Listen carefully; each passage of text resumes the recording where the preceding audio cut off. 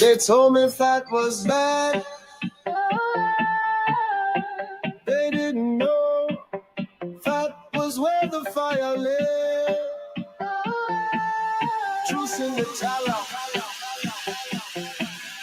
They said low fat was the way to be, but I lost my fire, my mind, my energy. Swapped it back for steak and yolk. Now I rise clean, no crash, no joke. My fuel ain't brown, my fuel ain't white. It's golden butter melting in the light. No sugar highs, no hunger games. Just real food rolling through my veins. The fire's in the fat. That's where the healing's at.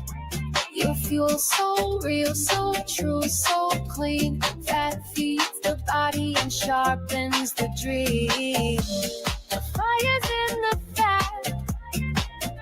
Say it loud, don't take it back. The fire's in the fat. Say it loud, don't take it back. Brain runs smooth like grass-fed ghee. Buttered up, truth in every beat of me. Say goodbye to cravings and crash. My energy's steady, my vision flash. Vitamin A, DK unlocked. Cause fat's the key, not some detox. Tallow in the pan, pride on the plate. They fear what fuels me, that's fair.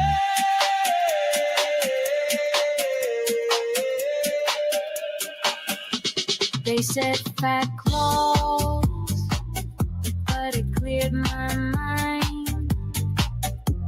They said fat kills, but it brought me back to life.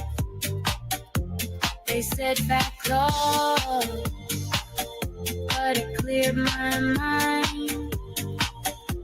They said fat kills, but it brought me back to life. In the fat, don't fear what made you strong. It's spirit all along. The fire's in the fat. You feel it now, you're burning clean. Your truth that fueled and finally seen. Else is sick and fucking tired of seeing all the carnivore shit all over these fucking apps. No one cares if you only eat meat. Every single one of you have to identify by carnivore fucking Connie, carnivore Ken, whatever the fuck your name is, and you add carnivore to the end of it on your fucking bio is fucking weird. Weird. You're literally treating your diet like a fucking religion. A religion. A meat religion. Okay? Like, what in the absolute meat fuck is this shit? Your fucking boards with your eggs and your cheese and your fucking butter and your dates. Who cares? You can't shit. Your fiber intake is fucking zero, and you think you're just fucking trudging through life getting all healthy. Get the fuck out of here. No one cares. Your meat fucking ass, your meat farts, your meat sweats. No one wants to fucking hear about it. And we're live, but I think, Mark's here. I don't know. I guess he's on my next level. My tech savviness isn't seeing you on the screen, buddy. I'm here. How's everybody doing? Oh, good. Just so everybody knows, we like to do those intros. We feature Carnivore Beats, Byron Funk. Usually a track is new, but I was away, so this week we didn't get to do it. We had to recycle one, so forgive me, everybody. But next week we'll have a brand new, fresh intro. Thanks, Lambs, for coming out. Sorry I let you down here, but we'll get back to it next week. Boys, we've got some stuff to talk about. We've got interviews coming out every Saturday. Like I said, this week, Sandra, we got her interview coming out, I believe, next week. And we're going to try and get the show on the road. Summertime, we've all been sort of in our own doing our little things, but it's time to get back in action. September's coming, a new year. It's going to be good. We're excited. How are we doing, boys? All good. Welcome back. Thanks, man. So here's something funny. I was away. I was on Vancouver Island. It's like a quick ferry ride, a couple hours away. beautiful. One of my clients, she has an acreage. It was beautiful, serene setting, lots of sun, lots of grass, meditation, had some spiritual stuff, ate a lot of meat. But this is something that happened while we were trying to watch. There was a meteor shower. Apparently, it was the Perseid meteor shower. Well, we got woken up because she has a little suite on her property where a couple live there, and the guy died of a heart attack. He's 36 years old. So that was a little bit of a wild sort of thing. And we've had Lisa Massa on talking about her coronary arterial calcium score. Heart disease is the number one killer. At 36 years old, it's just crazy. And it was I didn't actually meet him or know him, but I mean, I woke up in the middle of the night with ambulances and everything all around. And she lives out in the woods, in the sticks, like not in a city. And it was pretty wild, man. And, it just put a lot of things in perspective. Number one killer, 36 years old. My uncle just had a heart attack. We've all been, we've been. It's scary. It's scary. It's absolutely scary, isn't it? 36, that makes you wonder also how much has it to do with diet? Because at 36, to die from heart attack induced by diet, that's impressive if that's the case. Yeah. I imagine that there's a lot more happening on that point. Yeah. And I mean, I don't know the details. I know he wasn't healthy, but that just goes to show the statistics aren't lying. Statistically, one of three of us is going to die of a heart attack. And, if you can control anything, aside from genetic factors, I'm sure they have a part to play, all this bullshit, but it's time, man, because I don't think statistically the odds are stacked against us. And it's just, it goes to show that, my uncle, he's in his early 70s, but he was healthy. And in my opinion, I don't think healthy people have heart attacks. Rick's been trying a long time. Hi, Rick. How you doing, buddy? He's on the heart attack diet, still waiting for it.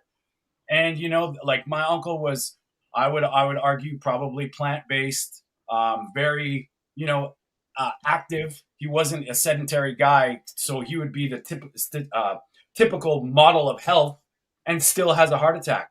He had no high blood pressure. His cholesterol was fine. So this is stuff that's happening. And I think the awareness needs to be said, because I know I've had videos taken down when we talk about heart disease, and these are the issues that we get into. So that leads us into our first topic today, guys. And I know, Peter, we're going to get into your cycling trip. I don't know what you're planning on today, but I know you got something lined up.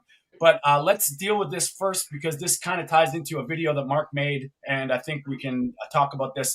And everybody, thanks for joining us, and appreciate all the comments. And please like and subscribe to all the channels and all that stuff, and we'll get into diet. Come on, if I wanted to invent the worst possible heart health diet, this just might be it. Better yet, let's fry it, barbecue it, char it to a crisp, so we can even increase our cancer risk as well. The reality about the carnivore diet is that red meat in particular is just full of saturated fat. And eating lots and lots of red meat and saturated fat, it increases your cardiovascular risk. It puts you at risk for nutrient deficiencies, protein overload in the liver and kidneys, potentially even bone and metabolic problems, and it can also increase inflammation. So the reality is that we're already not getting enough things like fresh fruits, fresh vegetables and fibre in our diet. And by going on a carnivore diet, you actually reduce these things even more. While in the short term you might be feeling great, think about what it's doing to your long-term health. So, well, let's address this. First of all, it's wild how this guy is.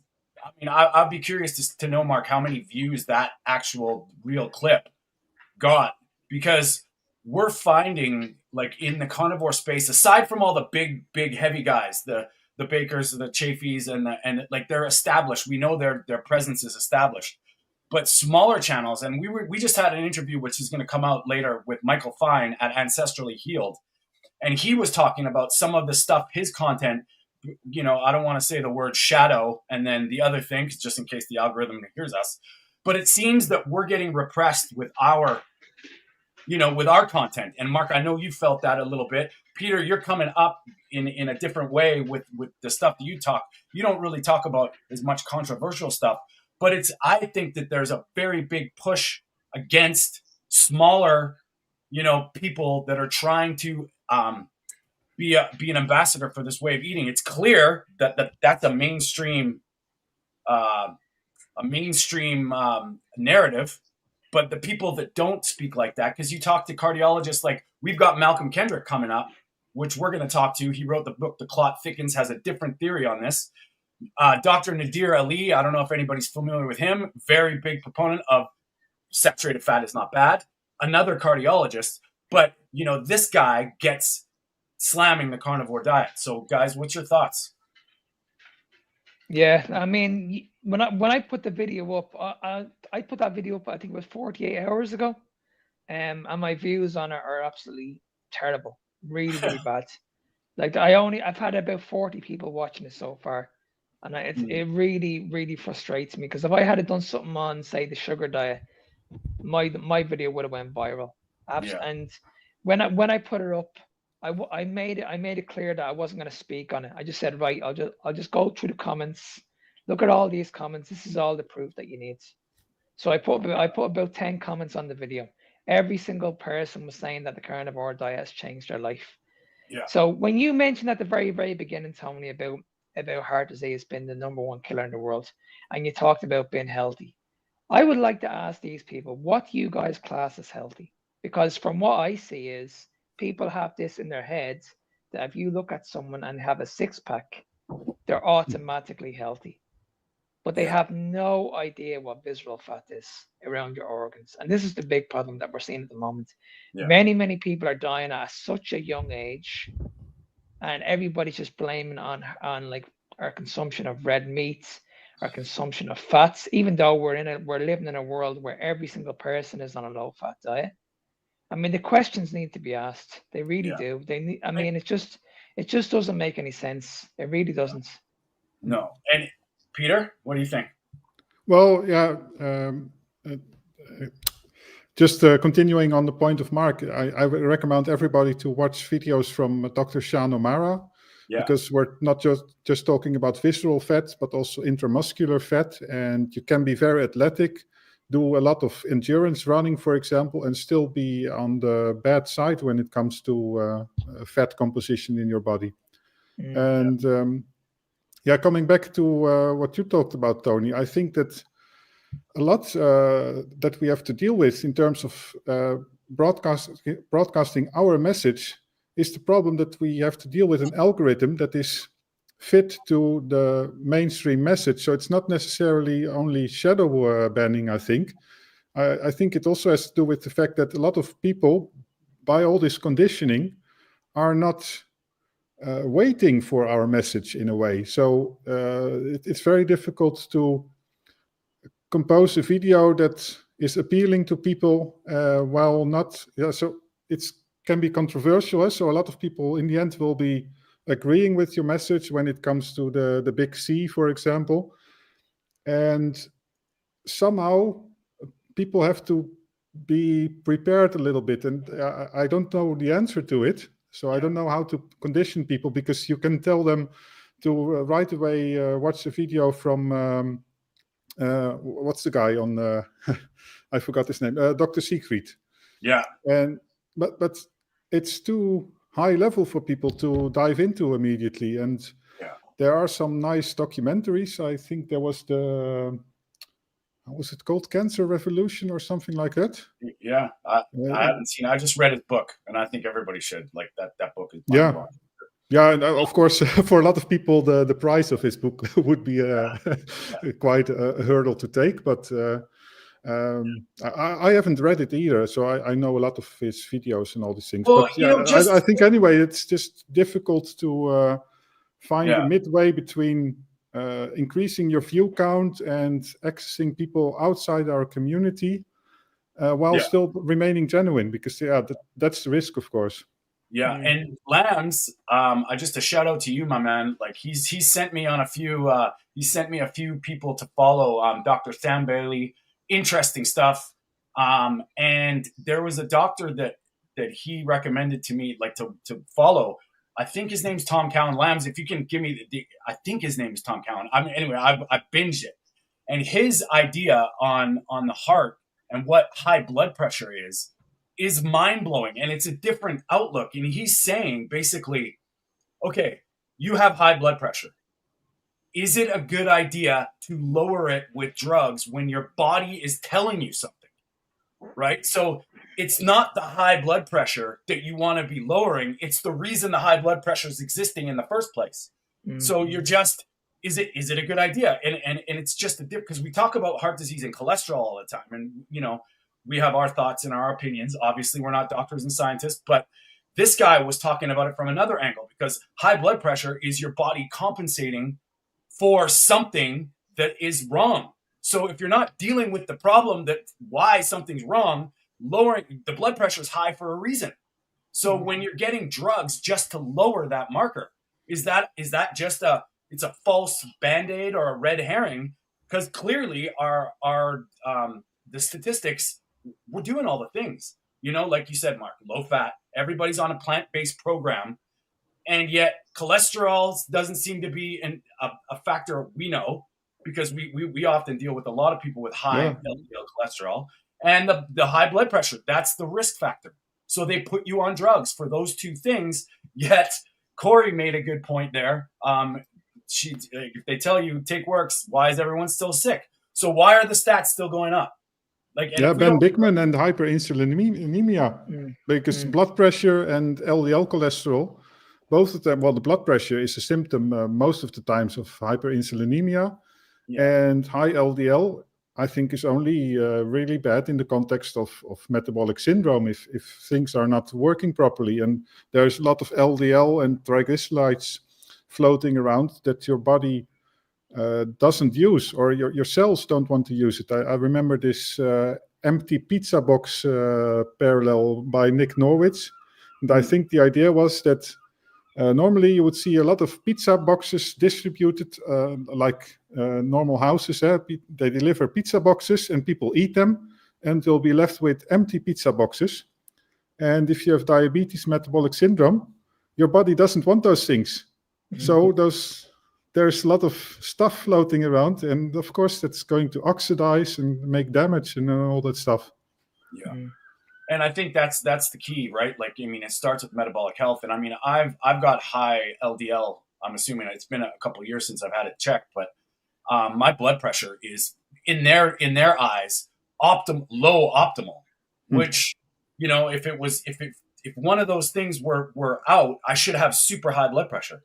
Mm-hmm. So it's interesting how these things are just like the context, and we don't look at, you know, anybody that comes up with a different theory, because these are all theories, you know, like we're basing our absolute facts on all these theories. It's the heart health hypothesis with the LDL. It's never been proven. And, you know, people will tell you like it's the truth or it's the word of God. But yet whenever there's a counter argument with very intelligent people that are the same credits, the same degrees, the same, you know, they've been to the same schools, they have a difference of opinion. Why does one get blacklisted? Well, you know, who benefits? And see, the thing is, like, it's never ever been proven ever that saturated fat was the cause of heart disease. I mean, we spoke about Lisa Moss at the very, very beginning. She's a prime example. She proved it. She proved to the world, and she hasn't gotten the views anywhere near she should be getting. Why is this video getting pushed back? Yeah. No doubt. You know what I mean? This is just, it's been proven. Yeah. She went in, she got her CAC scan, and it came up 0. Twice. And in 2 years. So that's 2 plaque years. progression. Yeah. And it's like, okay, this video should have went viral, but it hasn't. And it's just like. And how long does it take? Because they're telling us the way people talk about red meat and saturated fat causing heart disease, it's basically like, oh my, well, like this doctor said, the carnivore diet's a bad idea. Well, give me a time frame then, because we're seeing this. You know, Rick, how long has Rick been doing this? 40 years? You know, he hasn't had one yet. I mean, this guy, 36 years old, he did. Well, what's the difference? Well, it's not rocket science. That guy obviously was taking advice from doctors, doing his thing. Apparently, he was on medications. Well, why was he on medications? You know what I mean? It's that constant cycle or circle of we're going to call it misinformation from the other side. That's the mainstream narrative. And it's like, if people can't realize that there's something has changed, and I don't give a shit what you say. Back in the day, in the 1800s, doctors were more thorough. They worked with their families and they went to their houses. If a farmer dropped dead on a field, you don't think they would investigate? They wouldn't say, "Oh, why is this happening all over the place?" It wasn't. So that whole thing about how, we just didn't diagnose it back in the day, bullshit. You would know, like, the reason why people were dying before there was, arguably a clean environment, there was probably way more infection. There was probably way more. There wasn't antibiotics. And I'm not saying the antibiotics are a good thing, but to probably have a place in a severe infection. But there is no way that they wouldn't have seen that. So if and they would do much broader investigations, because they would not be distracted by the mainstream research and the medicines available. And nowadays you would just say, like, okay, it's this problem, this blood marker is off, and we'll give this medicine, and end of story. And in the best case, within a few months, we'll have a look what happened, and then maybe further investigate. And then you get these whole stories that we've probably all experienced, that for years and years you suffer from all kinds of complaints. And well, normally you would try things yourself, but now you have a doctor's visit, and half a year later, we do something else. And then, I mean, I've had it as well. I mean, I did the colonoscopy, I had my lungs checked, at some point my kidneys, and blah, blah, blah, blah, blah. Luckily, not so many medicine, but it's just, of course, people get no longer are confident of the doctors and the systems. So it makes perfect sense. Yeah, and I'm getting mine done now in 2 weeks. Yeah, And I know for a fact it's going to come up 0. I know it is, because I feel great. But I'm going to put it on a video, and I hope it goes viral, but it won't. I know it won't. And that's the thing. Like Bry Biscuit just said, that it's going for a CT scan, and LDL is the only marker. Well, when I had my last blood test done, LDL was my only elevated marker, and that comes down to even the clients I work with. And it's just the simple logic: if your body is healing, anything, your body is in a healing state. We like our medical system and the powers that be isolate these individual things, and if you cut yourself, your body's going to heal it. So are you healing the cut, or is your body in a healing state? And I think people like, okay, so you're feeling amazing, you're great, everything's good, all your inflammatory markers are down, your metabolic health is on point, your LDL's elevated, and you're going to die faster than you would if your LDL was normal and you felt like shit, brain fog, fatigued every day. That does not make sense to me. Like I see people, healing these things, reversing type 2 diabetes, glaucoma, anemia. They're going to have a heart attack, and they throw in these, like, well, he was healthy and he had a heart attack. So, and I think that's based on fear. That's so that they can keep you in that fear box. Well, healthy people die too. I don't think they do. And I don't think healthy people have heart attacks. No. If you have a heart attack, there was something wrong. And the question needs to be asked: how long are these in business now, Pfizer and Pharma? Over nearly 200 years, something like that. Name one disease they've cured, just one. Yeah, no doubt. And not to mention, they've moved the goalpost every time. Like Paul Mason talks about this all the time. When you're actually looking at blood work, what was blood work like before all these things were a problem? Barbara O'Neill, who doesn't even she's plant-based. She's a vegan, Cholesterol does not matter. She's saying back in the day, 40 years ago, cholesterol of 350 was fine. There was nothing wrong. And the cholesterol is anyway something that we couldn't even measure like before the 80s or so. So that was only done in labs. We would measure total cholesterol. And in the 90s, it became a bit more commonplace to distinguish between HDL and then the calculated LDL. And there's so much still that we've got to learn. But apparently now we think that we know it all, and high LDL is absolute bad And I thing. mean, and it's funny because like if you get a white blood cell count or a complete blood panel done, white blood cells are your immune system. So if there's a problem, your white blood cells are going to be elevated. It's interesting, and I've seen people where there's some kind of thing going on. Their white blood cells are perfectly fine. There's no activity. But yet they still get pushed into a test or a biopsy or a thing. And it's like, well, you're telling me that this is your immune markers. They're fine, but now you're just worried about something. The body is in a healing state, and we know this from cytokine storms. Like when your immune system hyperactivates, that's not good, And it's interesting because they don't look at it from the healing side; they look at it from the danger side, and it's all individualized, right? Like that's the thing with even blood pressure. 40 years ago was 100 plus your age was normal. That's a big difference between lower than 130. If you're that doesn't make sense at all. So, and that goes back to the Tom Cowan theory. Like if your blood pressure's high in their eyes, why? If it's high, you should be fixing the problem that it's high, not lowering the blood pressure because your body's telling you it needs it. It's just an interesting way to look at things. And I think I believe in blood work. I think these tests are great for data.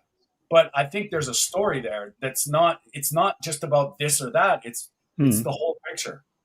And I mean, Sean Baker says this all the time. If you're feeling good today, the best thing you can do is it's pretty good chance you're going to be feeling good tomorrow. If you start feeling bad or start feeling symptoms and they're getting worse, you probably should figure it out. But if you're feeling amazing, why would you need drugs? Why? It doesn't make sense. Exactly. Yeah. And that's where it all comes down to, doesn't it? It's like you can't tell me what's not working if I feel great. At the end of the day, you've got to listen to me eventually. And then we talk about follow the money, and you think, why do they want you on lifestyle medication without dealing with your lifestyle? That does not make sense. Here, take this to live, but don't change a thing. What?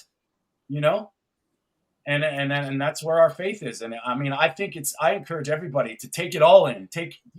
Obviously doctors aren't stupid, but look at where you're coming from. You need to understand the game. And the game is not our health on they have no idea. Your health is not their problem. Their profit and agendas and greed is the main agenda. So at the end of the day, like if you've been sick for a long time, you need to question the system. You need to stop chasing the norm. It's like things are not working for a reason. Yeah. It's okay. If you have a situation where your health is turned to shit, you can't just run to the doctor and say, well, okay, I'm going to be on medication. Are you trying to tell me that I'm going to be on medication for the rest of my life and there's absolutely nothing I can do at all to fix this? If your doctor's saying to you it's impossible, you're on medication, that you need to run away from these people big time. Yeah, and what's happening also is that we tend to complicate things even more. So introducing medicine is one thing, but I'm also thinking about my type 1 diabetes, and it's way better to go back to basics and have a look at what is your diet like, what's your lifestyle. Is it ancestrally appropriate in terms of circadian rhythm and all those things, and try to lead a natural life. But adding in medicine or adding in different foods, I mean, because also in terms of food, we always have to add things. We have to add vegetables, we have to eat a minimal amount of fruit and all those things, and fiber, and of course reduce saturated fat and all those things. But it's also complicated, and it doesn't make sense, because if you look at the animal world, we are also animals in the end. And you can never present this argument because you always get this appeal to nature fallacy, but we are animals. And so why is it so complicated for us? Why do we have to add in all these things, and why do we rely on medicine? I don't get it. And every animal on the planet aside from us knows exactly what to do. when they're born. They know exactly Yeah. what to do, Yeah. right?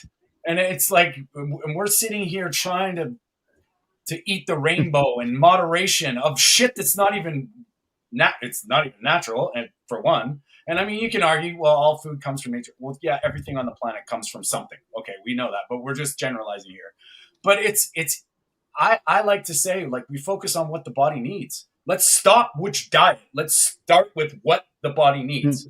And if your body needs amino acids, essential nutrients, vitamins, minerals, and fatty acids, what's the best sources? Oh, whoops, you're caught in a lie. Because they're telling you we need these amino acids, but limit your red meat. That's the highest, it doesn't make sense. And once you start, and I know a lot of the people that are following here, I know probably every single one of us, once you see that, you see it, you can't unsee it. And it snowballs the right way. The objective is to get the people, shake them awake, because it's just based on bullshit. And I think this is an important question to ask. I mean, we talked a little bit about it, about how to reach the right audience, because of our 10 viewers right now, they are probably all carnivore or at least ketogenic diet. Yeah. And the video that Mark made and got 40 views, they were probably all 40 carnivores again, and they were ourselves. Yeah. So there were maybe 20 people seeing it. And although we get a video like about Lisa Moss and her CAC scans, it just reaches the carnivore community. And I think this is a question, we have to put it in the open, and maybe people, probably we all don't have an idea of how to solve it, but how can we what I'm doing at the moment, Peter, I'm trying to get on now just normal podcasts at the moment, because I've been on a lot of podcasts, like carnivore podcasts, and I know I'm not reaching the right audience. Whereas I'm going to be on Laura, that you guys know, I've been on Laura Dowland's podcast before, and she has a huge Irish-based audience, and these are all just like normal people. Now, I know when these videos go out, there's going to be a lot of people listening to this podcast, and they're going to be like, hang on a second, is this guy crazy, or is this guy actually making sense? Because when a lot of people actually listen to us, because they're carnivores, they get it. They get it straight away. But the average person, when they hear this, they'd be like, okay, these three people are absolutely crazy. This doesn't make any sense. Yeah. But that's the frustrating part, is that we're not reaching out to that right audience. We're not giving people a different voice. They're just listening to one voice constantly. They switch on social media. It's the same bullshit every day. Low fat, low calorie, all this crap.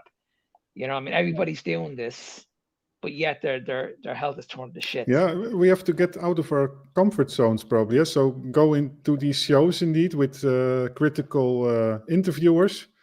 Maybe also, search the audience on TikTok and Instagram that's a bit aggressive and sometimes maybe even verbally abusive, but at least.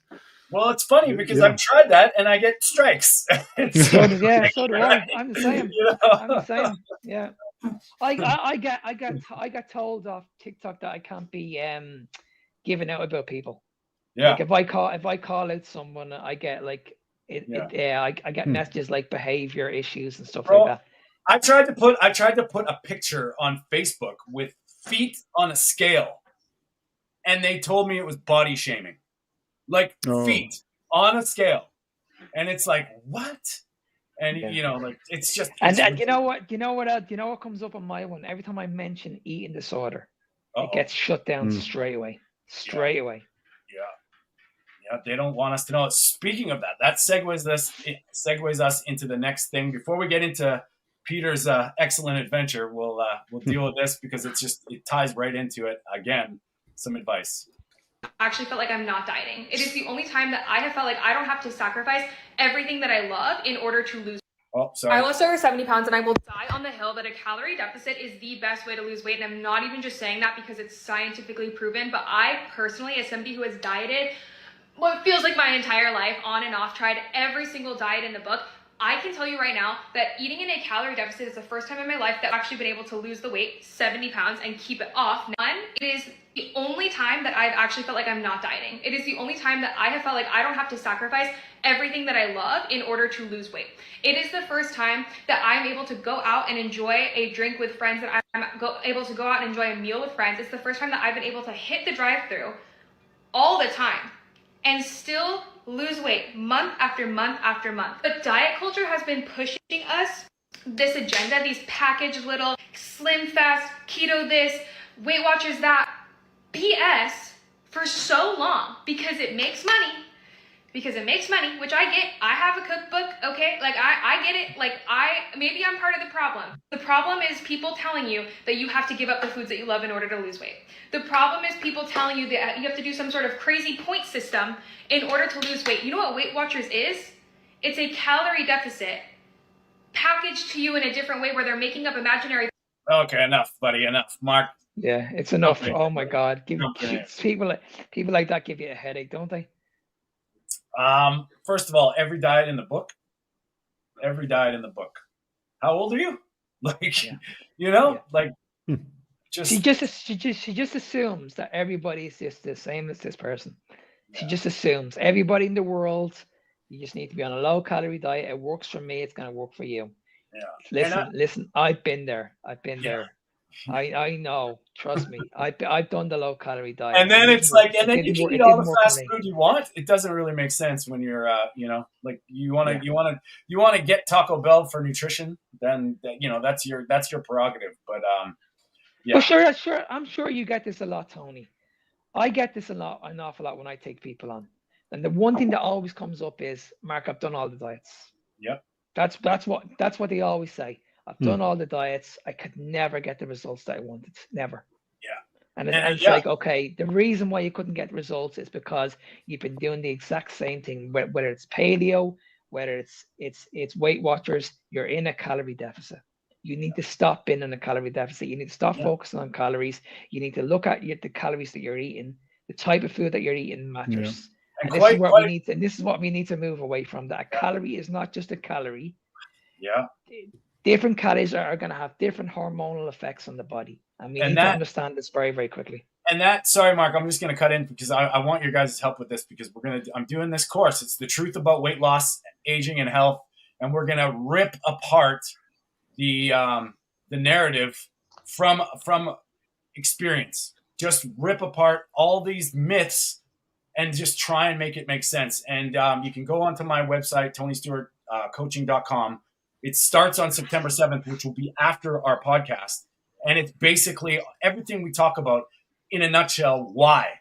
Just you need to start thinking about these things because this bullshit doesn't wash anymore. And, you know, a lot of my clients are older. They've been exactly what you were saying, Mark. These same, like, oh, I tried this, but it didn't work. Well, what did you try? Did you nourish your body? Were you suffering? They say, yeah, it sucked. Well, that's not right then. You should not be suffering, you know? And I mean, there's going to take a little bit of adjustment, but you should be eating nourishing foods that nourish your body, put your body in a healing state, and everything starts to go the right way. And it's just this calorie bullshit. And it's clear that, you know what? They're arguing the wrong things, you know? Like, you need to nourish your body first. If your body's not... And we need to understand this very, very quickly as well. The human body is not a calculator. Your body has no idea what a calorie is. And all this calories out nonsense, all this energy out. Like I just go into a class and I'll burn up 600 calories. Complete nonsense, guys. Complete nonsense. And it frustrates me when I see these people doing these classes and they're walking in with these orange juices or these energy drinks. And it's like, okay, you're sweating all this out of you, but then you're hydrating again and you're putting all this stuff back into your body. It's like, oh my God, like just stop. Just stop. And getting back to that Dr. Tom Callan that Lambs put me onto, like you got to hear his ideas about energy and ATP and all this. It's like he's just like, we've got it completely wrong. Like there's the calorie currency factor doesn't even exist because we don't. It doesn't makes sense when you're a biological entity doing these things, how you convert energy or use energy or what. It's all about energy. It's not about this causes or does, and you should not be suffering. So a calorie deficit means nothing. If you're nourished, your body's using the fuel provided, it's working. And it's crazy. We can And get see Yeah, this. And see, no, go ahead, Peter. Sorry. no, I just wanted to say that by approximation, it works with say any diet, that you are sort of in a calorie deficit if you make the proper calculations for as far as possible. But I find it funny that she is running in circles, because she talks about this crazy point system in this, what is it, the Weight Watchers diet or so. And what is calorie counting? I mean, that's exactly a crazy point system. I mean, we're talking about heat energy, and heat cannot be converted to mass. I mean, it's very simple. I mean, if you think it does, then you're disagreeing with Einstein, basically. And I think Einstein knows what he's talking about. So. And But when you look at Einstein was a theorist too. They're all theories, Exactly. buddy. Yeah, Theory. that's true. Yeah, but that's one theorist that I would trust. Yeah, Yeah, I mean, yeah, he's thought about his theory for sure, right? Like that's the thing. He's not just preaching. he tested it quite well, actually, also. So No, I was just going to add 2 points. When everybody does a calorie deficit, one, they're miserable. They hate doing it. Yeah. And why can't people not stick to it? Mm. Why can't they not stick to Yeah. it for the rest of their life? she probably Because stick they to know it it's for full of like other half a stuff, year or right? so at most. That's I mean, and Yeah, she's making all these half a claims. year, and then she puts the weight back. She puts the weight back on, and you'll never see her on social media. She'll never talk about it. She'll never Yeah. talk about, oh, I put the weight back on. I could never stick to this. It's like she'll only do the videos when she has the 6-pack and she's feeling good about herself, and that's when she'll do it. But And on those days, I'm not judging, but something suspicious. Something suspicious. You know, there's some kind of thing there that's like, okay, well, judging by the way you did it and what possibly could happen, there might be something underlying, whether it's some kind of disordered eating or some kind of drug that would be absolutely. used. And you ever notice when they're doing these videos, they have their tops off? Yeah. They'll Yeah. have their tops off, and they're like, look at me. I look amazing. You can do this as well. Yeah. Honestly, honest to God. Crazy. And personally, I honestly, don't it's so think she funny. actually looks that amazing. I mean, in terms of, I mean, obviously she has the right weight, sort of, but if you look at, I don't know how to say it, but at the musculature, and I'm not saying that she has to be ripped or anything, or have a lot of muscle, but usually you just see like, I don't know how to say it, but like the average. Peter, she's not going to go on a date with you now, buddy. I love it, buddy. But you're right, Peter. Like you're right, and I mean, we look at people all the time, and it's, you know, it's weird how we see carnivores, how they just look fully human. Yeah, and there's a sort of fullness in so not fatness, but yeah. Yeah, and I mean, I don't go to the gym. Like, I mean, well, I recently I've been doing some extra work with a friend, and it's enough for me right now because I'm focused on other things. But my body's not really changing. I mean, obviously I could do more if I wanted to, but like the actual human body is not what they're telling us. You know? No, and I did a video on this the other day, Tony, on a reverse diet. Yeah. And I've been doing this now I did this reverse diet for the last 2.5 years. And I showed people at the very, very beginning what I look like to what I look like now. And I haven't changed. If anything, I've actually gotten bigger. I've gotten bigger. My muscles are getting bigger. I still walk around with 6-pack. I haven't gained any fat whatsoever. Yeah. Now, if we're going by caloric intake, I can tell you right now, in that two years, I'm probably up nearly about 2.5, maybe 3,000 calories easily. Like I think at the very, very beginning, I was on around 160, maybe 180, 160 protein, 180 fat. And that's when I got really, really lean. I was walking around with like 6% body fat. I had veins in my lower abs. Yeah. I was shredded, right? Shredded. My protein intake now is around maybe 260, probably higher. Wow. And I'm eating well over 400 grams of fat. And how do you feel on it, Mark? I mean, I would imagine that you feel even better now. I feel strong. I feel powerful. I feel amazing. I feel bigger. It's great walking around when your arms are hugging the sleeves and you're wearing your t-shirts, and you just feel good about yourself. You feel confident, and that's something that I never had. I never had that body confidence, but now I do. Well, boys, because I was always chasing the number. I was always chasing the number on the scales. I never had that food freedom. I was always chasing, okay, I need to be perfect. Whereas now, I'm happy. I'm really happy now. I hear you, because Mark, I used to wear an XL, like an extra large. I'm 5'7", an XL, extra large shit. Now I'm a medium, and it's nice and it fits well, and it's like just that alone. And I'm telling you, like, I eat way more now. You know, I can eat almost 3 pounds of meat in one meal. I can do it, you know, and I just add the fat accordingly. I eat completely intuitively. I do not count shit. I eat till I'm done. And if I have some kind of strange feeling or a difference in a movement, I usually add more fat. And that's just like the bare bones, where I'm at with me. I'm not saying that works for everybody, but I mean, it's clear that my body's not, I'm not changing, you know, like if anything, my body fat percentage might go up and down a little bit, maybe the water a little bit, but I'm the same as you, Mark. Like if anything, I respond to my exercise now with just way better. And it's interesting because the scale doesn't really move. Like I'm pretty stuck around 177. And it goes up a couple pounds, comes down, and I don't really care, but sometimes I just step on it just to see what's going on. I'm never worried about it. And even if it's like, I think, you know, it's funny, I'll eat 2.5 pounds of meat. The next day I'll be 2 pounds lighter. And it's like, what? And another thing I want to talk about as well is the muscle fullness.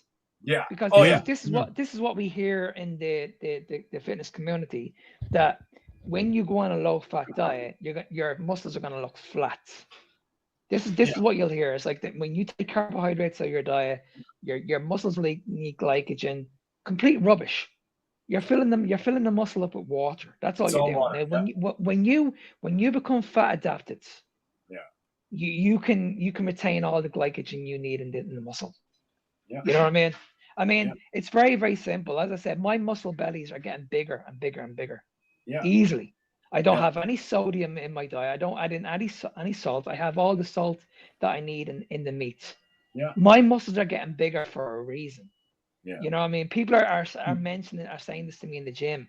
Jesus, like, you're getting very, very big. Your arms are getting very, very big. Your quads are getting very, very big. And I'm not on any carbohydrates.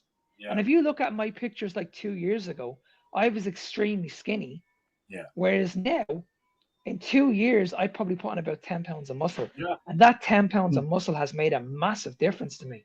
Massive difference. Well, how do you think that gorillas make muscles? I mean, they eat carbohydrates, but in their digestive system, everything gets turned into fat because they don't absorb carbs. Not many people know that, but so they rely on fat, and they have these big muscles, and so full of glycogen.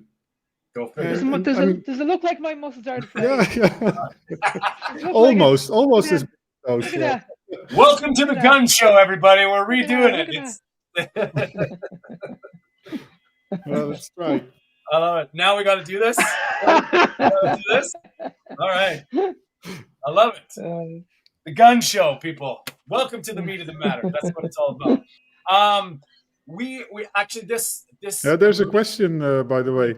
Let's talk about this, Peter. This is up your alley. So. Yeah, well, I actually switched to fully raw meat recently. So I tried this lion diet, raw lion diet for 30 days, and I utterly failed because I started to introduce dairy again. And after long cycling trips, I even eat things like blueberries. But one thing I consistently continued, and that is eating raw meat. And personally, for me, it's heavy on the stomach, cooking meat. So only very occasionally, if I don't trust the meat, and that don't trust is exaggerated, but if it's like more than a day old, I might sear it on the outside very briefly. Yeah. Do I think it's necessary? No, not really. And I don't agree with this Von der Planets when it comes to saying that cooked meat is no longer nutritious and that sort of things. And that some people even introduce parasites as if it's a good thing. I think personally that's just nonsense. And yeah, one thing that just bothers me is that people sort of religiously follow this guy, and I never dived into it too much. I don't know how reliable all his statements are. There's certainly some truth in it, and reducing salt intake and that sort of things, I think it's good. But yeah, just to follow this person, and the dangerous thing that's happening now, that there are a lot of young carnivores, raw carnivores online, especially on TikTok. They show these very nice pictures. They have a lot of followers, really just like high school guys here. And they have like 100,000 followers, and they get like 1 out of 10 like percentage on these videos where they show this raw meat on a wooden plate and the raw dairy. And yeah, it's you'll get that sort of behavior, and people think that it's necessary to do these things. They'll start saying that the normal carnivore diet is fake carnivore diet, and that I think if you want to try it. I think everybody's got there might be a specific or a certain thing that someone might gravitate to. If it makes you feel good, do it. And I agree with you, Peter. I don't think cooking it, like, within reason. I mean, we extract stuff from meat stock and bone broth. There's nutrition there. There's nutrients. That's undeniable. But I mean, I eat raw from time to time because my girl, she does. So I do once in a while. I find it the opposite, Peter. I find I get more full with raw meat than I do with cooked meat. But that's me. And I mean, I don't care. I don't count it or anything. I think I can eat more if it's cooked.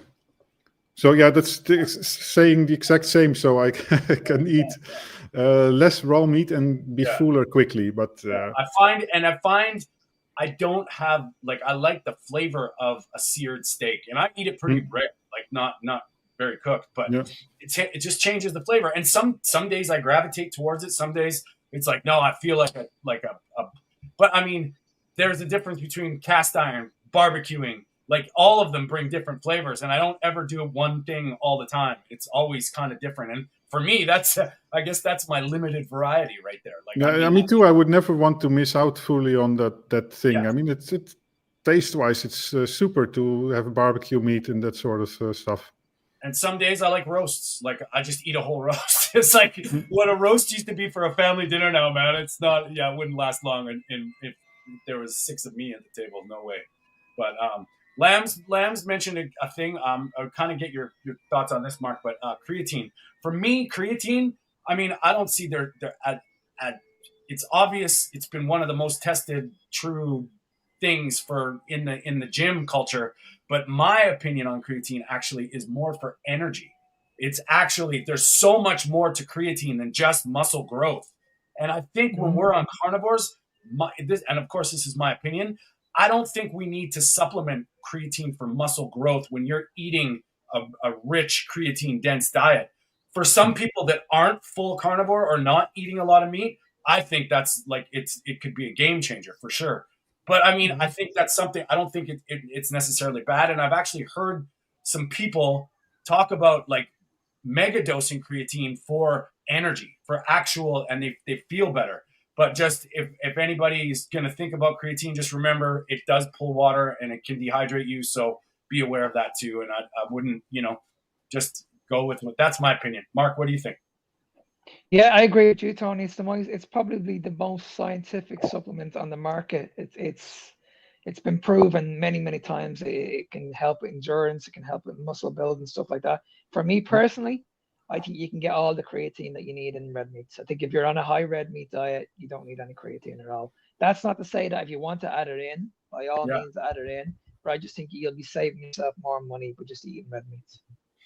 Yeah, I tried it a couple of years ago, and I didn't really notice a difference. But at that time, I was a lot more physically active, and I was like, it just didn't do, like, I didn't notice a difference. And I mean, I think somebody who's not on specifically an animal-based diet would probably see a huge difference.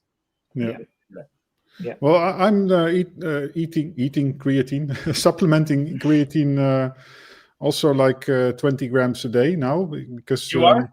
yeah, and Awesome. I Awesome. do think I see some benefit mentally. So also when you have sleep deprivation, and then it can help particularly to increase mental performance. And But you're more of an endurance athlete, Peter. So you're like you're on the go, like your cycling is quite intense. So someone like you, it could benefit. Someone like an athlete, a footballer, someone that's constantly moving, someone who's a bodybuilder, it can have huge benefits.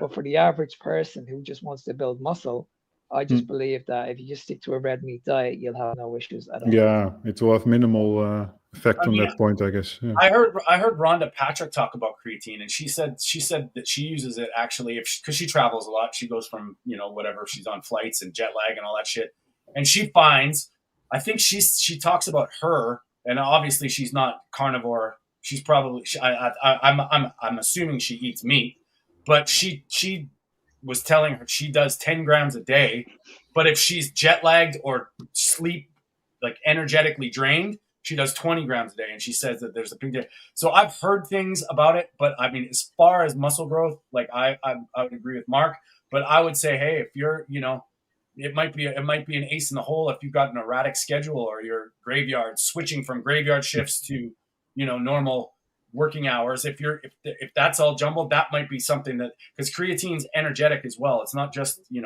we in the fitness or health space, we think creatine muscle. Go ahead, Mark.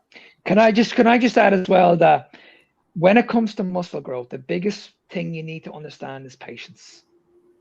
That's the biggest factor you need to understand, especially as you get older. People have this myth in their head that they're going to build so much muscle on a week-to-week basis. If you're 35 or over, realistically, you're only going to gain between 3 and 4 pounds of muscle a year. That's not a lot of muscle. People might think, okay, that's just very, very minimal. It is very, very minimal. But if you do it over a consistent period of time, like 10 years, and you do it consistently, and you eat the way you should be eating and train the way you train, in that 10 years, you'll gain 40 pounds of muscle, quality muscle. Yeah. You're never going to build muscle by supplementing protein shakes, creatine, BCAAs, all this nonsense do the work, that's on the market. Yeah. What's going to get you the best results? Just eat proper food. Give your body the nutrition it needs. Like Tony mentioned at the beginning, there's only 2 essential macronutrients that we need. Fatty acids that will give you all the energy that you need. Your muscles need protein, amino acids. Your body doesn't need any carbohydrates to build muscle. I don't care what fitness trainer tells you else otherwise. You do not need any carbohydrate, any whatsoever, to build muscle.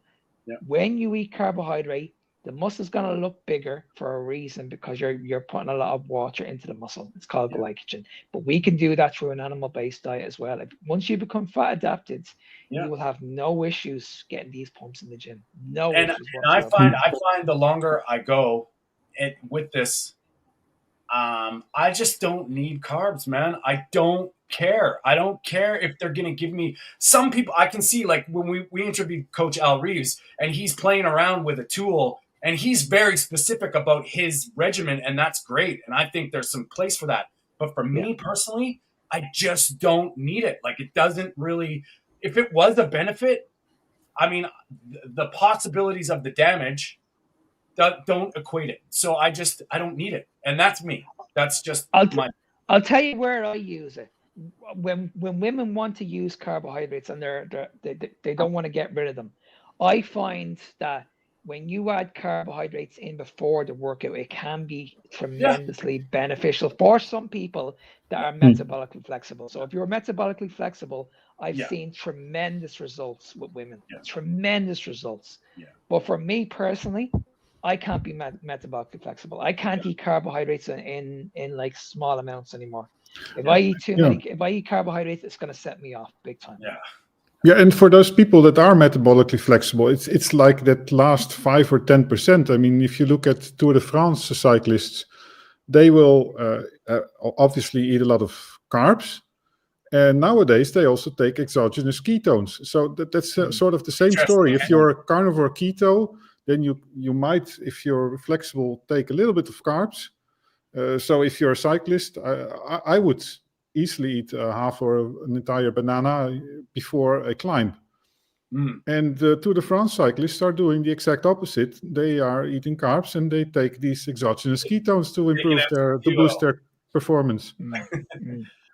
Well, boys, we gotta move because I know Peter's got something to say. I don't know what he's doing, but yeah, that ties into this topic. He's not weird. Slamming it right in there, boys. So every week we talk about what Peter, but I think he's going to show us what he does.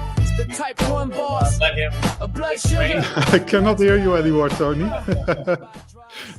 Every week we listen to or we hear what Peter eats, but this week we are going to hear what he does. I think if I can see what's going on. So, Peter.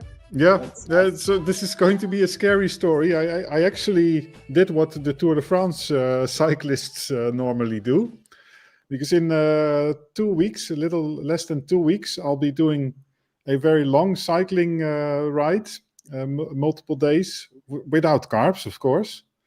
And now, for one time, I tried to do carb loading again, but then the carnivore way, of course. So with raw milk, and my task yesterday was to go 100 kilometers in 3 hours. And I think a normal Tour de France cyclist would probably eat 100 grams of carbs easily per hour. So I didn't do that because I'm not used to it anymore. But still, instead of drinking water, I only drank raw milk. And it's quite an experiment as a type 1 diabetic, so I'm not recommending to do it, but with this I want to illustrate people what not to do, and you'll see in a moment why.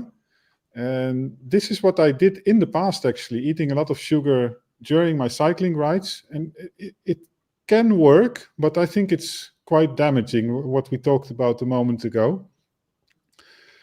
So this is what I drank. Cola hydrating. Yeah, cool hydrating. they were cool. We're gonna have to do what Peter speaks soon, and yes, koolhydraten. But anyway, yeah, you can see it here. Apart from the Dutch, so I consumed 175 grams of carbohydrates in the form of 4 liters of milk, because I had to hydrate myself, of course. So normally I would drink, I don't know. If with this intense exercise, I would drink easily 1 liter of water per hour. So now I drank a bit more than that, but 1 liter of milk per hour, let's say. Milk, and buttermilk actually also as well. Geez, right, which is fully loaded, buddy. You're getting the full fat, fully loaded. At the end of the day, they only had buttermilk. There was no normal milk left, but. So that's how it looked like. I filled it, I put it in the bottles and went to cycling. And this is what happened with my blood glucose. Okay. I wasn't happy with it. So I was continuously injecting insulin. Yeah. I think I injected like 3 units of insulin, and that's almost like what I inject for a carnivore meal. And mind you, I was exercising here. So on a keto diet, normally I wouldn't inject anything at all. I would just rely on a very small basal insulin dose. Yeah. And my sugars would easily stay below this yellow line, which is about 140 milligrams per deciliter. Yeah. Now it went up all the way up to 180 sometimes. And this is considered in range for type 1 diabetics. So that's really crazy, right? It's a diabetic is allowed to have these type of fluctuations. And here I'm doing all crazy stuff with exercise and a lot of carbohydrates. So actually, if you follow a relatively normal diet, without many carbs, if you restrict it to 50, even 100 grams of carbs per day, Yeah. you shouldn't have these type of fluctuations, because you are not messing around with all these complicated things, large amounts of insulin and fast-acting glucose, fast-acting insulin. Life becomes simpler. So, I mean, I enjoyed my ride. So it actually boosted my performance a little bit, because you get this mental boost that we talked about, this last 5 or 10%. But yeah, it's disaster. You're like, your N of 1 is very large, my friend. I love it. Like, Yeah.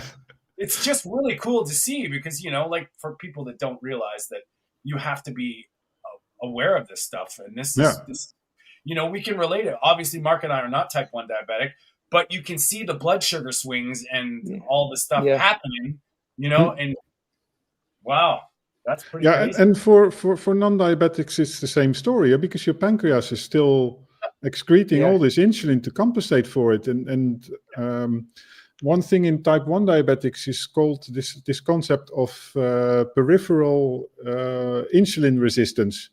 And that's the fact that your insulin levels are elevated in the rest of your body, because and that's what's happening with normal cyclists as well. They have to have a continuous elevated insulin level to absorb this extra glucose. I mean, no doubt it will give some performance boost in a way, because you'll have extra transport channels probably for the glucose to be pushed into the muscles. But if you're fat adapted, you probably don't need it, because you'll have the fat metabolism, and you'll have also the non-insulinemic transport of glucose and glycogen.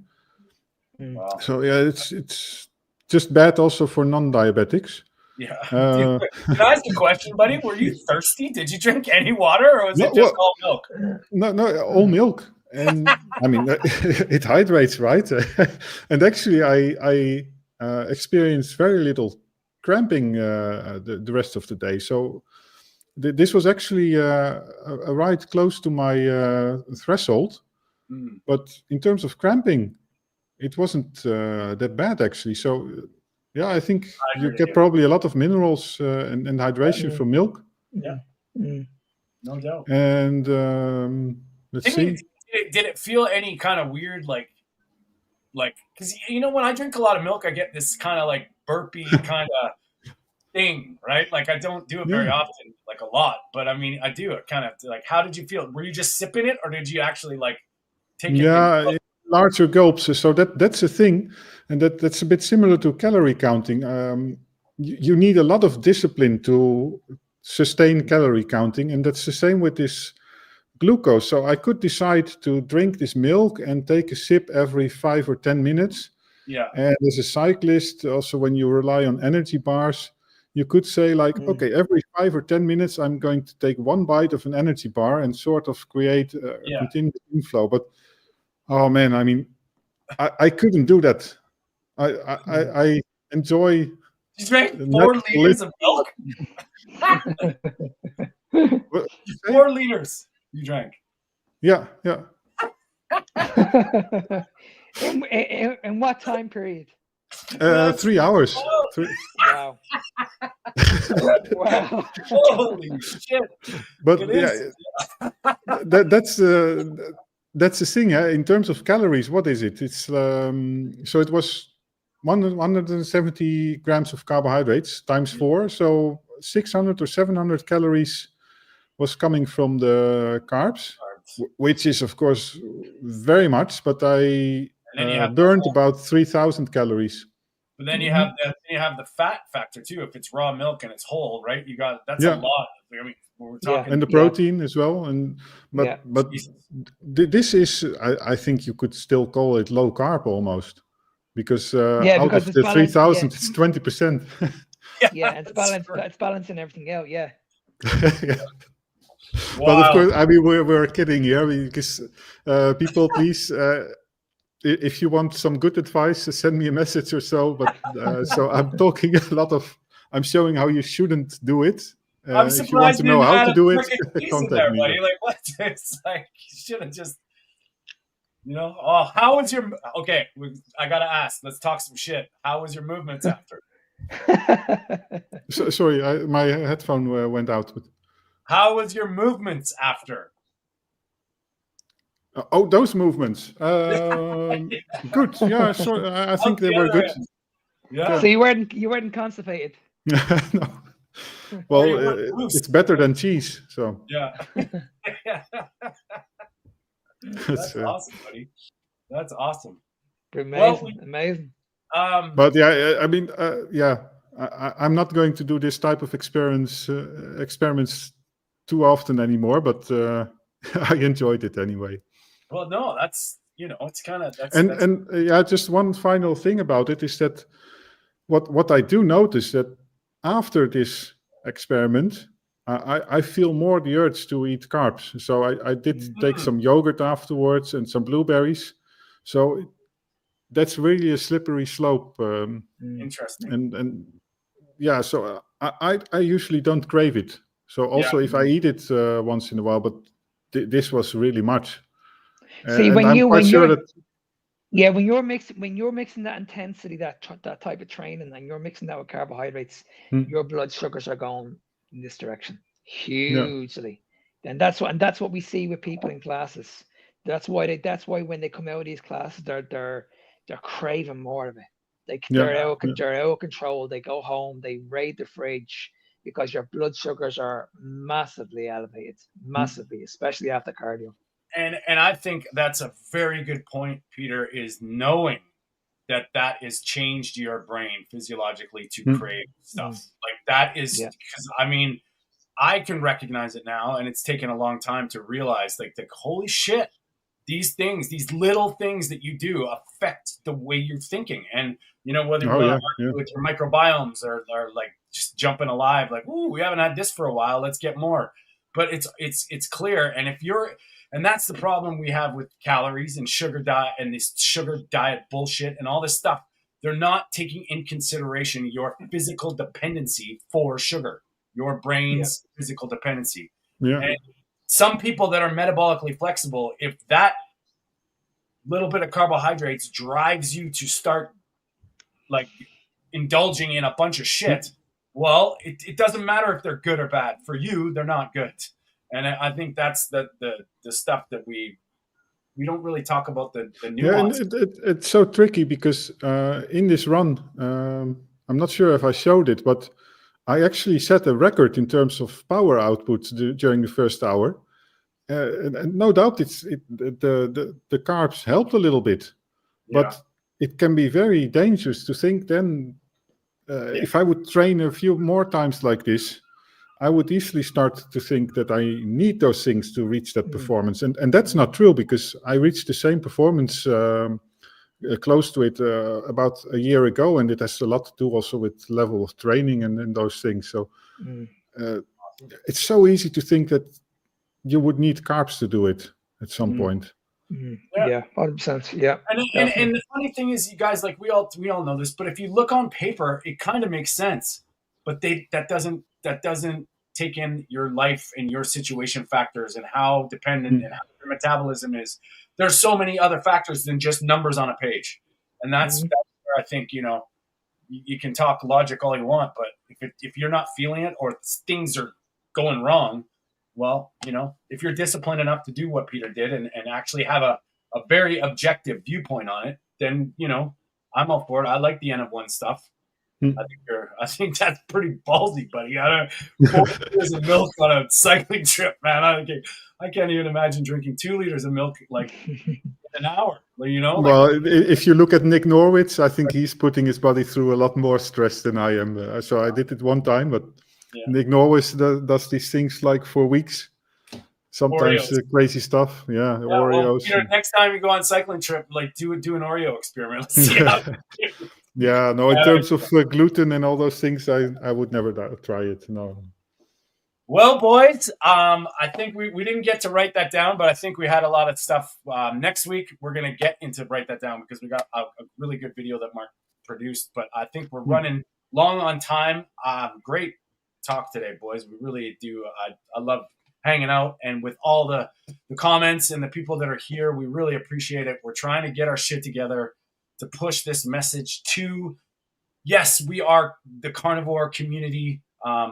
We all know what's going on, and we appreciate all the comments and the questions. But help us get this to people that don't want to hear it. That would be fun, because we're trying to get I'm trying to get my, it's funny how my Instagram, I got to 1,000 followers so fast. They changed the guidelines. Now I'm losing them again.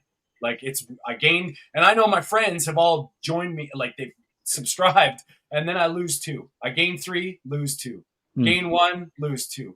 Gain 3. It's weird. So I've been just hanging out. Help me do a live. So follow me on Tony_food for thought. I want to start ripping apart.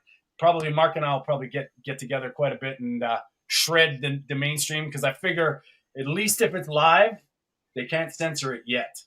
So that's what I want to start doing, is preaching this shit live, and then strike me down after. I don't care. The message will be out. So anyway, and just speaking of that, please check out the Carnivore community on Instagram. The Carnivore community worldwide. Mark's part of it. They've had me on a few times, Peter on a few times. Great conversations for the Carnivore community, which real people talking about real shit. And, they've been awesome to come out. Jonathan's been on. Brian's going to come on. We're going to have a thing with him. He was supposed to come and help us out, but he will be back. We'll have him on. But they're great. And those conversations are so good because it's real people talking about real things, real situations. And it's kind of what's on all our minds. So please check them out on Instagram, the Carnivore community worldwide. And I just want to say thanks to everybody today for hanging out and taking the time to be with us on this Sunday. Mark, any last words, and where can people find you? No, again, thanks for listening, guys. We appreciate you all watching. This is what we do it for. And if you guys want to follow me, I'm on Instagram, Fitness Beyond Time 01. I'm also on TikTok. I also have my own podcast. It's called The Carnivore Evolution. I do that with Victoria Olsen. And if you guys want to send me an email, you can send me an email at nsmark93@gmail.com. Perfect. Peter? I'm the Dutch Carnivore, and you can find me on all platforms. And if you have anything particularly about type 1 diabetes, send me a DM or contact me by email via realdutchcarnivore@gmail.com. And I'm going to go out on a limb and say, if you know anybody that has type 1 diabetes, send them to Peter, because look at that experiment that he just did. I think these things are very valuable for people. And Peter, you bring a whole other side and a wealth of knowledge to that side. And I mean, we've all seen it with the type 1 diabetics preaching about carbs are good and all this bullshit, and you're making it happen, and think you're necessary. Yeah, and just on this topic, by the way, I don't want people to miss out on that one.